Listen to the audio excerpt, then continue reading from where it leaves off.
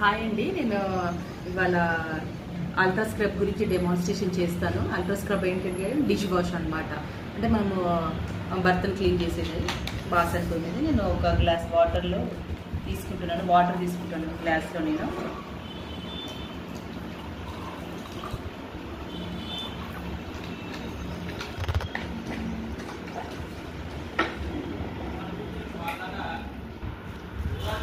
బయటదండి Vim liquid అనమాట, Vim bar అనమాట. మనము జనరల్గా ఎవరైనా ఇదే వాడతారు కదా. సో దీన్ని నేను తీసుకుంటున్నాను.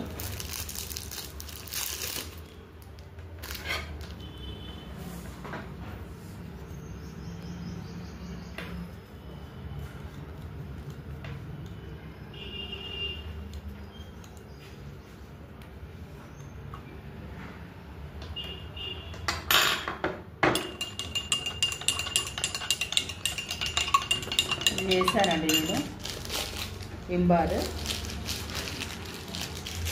దీనిపైన రాసి ఉంటుంది పవర్ ఆఫ్ 100 లెమన్స్ కదండి. అంటే మనకి అంత 100 నిమ్మకాయల శక్తి ఉంటుంది అంటారు కదా. సో అది నేను యాజ్ యూజువల్గా సేమ్ మన దాంట్లో ఉన్న అల్ట్రా స్క్రబ్ అనేది తీసుకుంటున్నాను.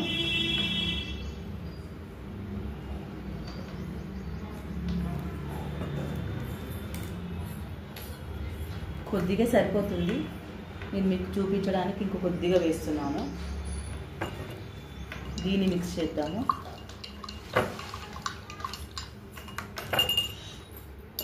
సో ఈ వాటర్ కూడా చూడండి ఎంత క్లియర్గా ఉంది అండి. ఇది వివిధ ఎట్లా ఉందని చూడండి. ఇంకేది మిక్స్ అవ్వలేదు ఇంకా కింద చూడండి, సోప్ లాగానే ఉందన్నమాట. సో మనము పసుపు వేస్తామండి దీంట్లో. పసుపు ఏంటంటే పసుపు న్యాచురల్ కదా. పసుపు దీంట్లో ఎటువంటి కెమికల్స్ లేవు. సో దీన్ని వేయడం వల్ల కెమికల్స్ ఉంటేనేమో మనకి కలర్ రియాక్షన్ అనేది వస్తుంది. కెమికల్స్ లేవు అంటే మనకి పసుపు అనేది ఎల్లో కలర్గానే ఉంటుంది. సో నేను రెండిట్లలో పసుపు అనేది యాడ్ చేస్తానండి. చూద్దాం ఇప్పుడు ఏది కలర్ చేంజ్ అవుతుంది, ఏది కలర్ చేంజ్ అవ్వట్లేదని.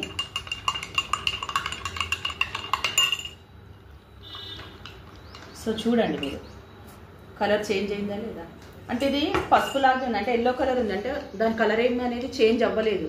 అంటే ఇది న్యాచురల్ అనమాట. దీంట్లో కెమికల్స్ లేవు కాబట్టి పసుపు అనేది రియాక్షన్ ఏమీ చూపించలేదు అనమాట. సో ఇది దీంట్లో కెమికల్స్ ఉన్నాయి కాబట్టి రియాక్షన్ చూపించింది.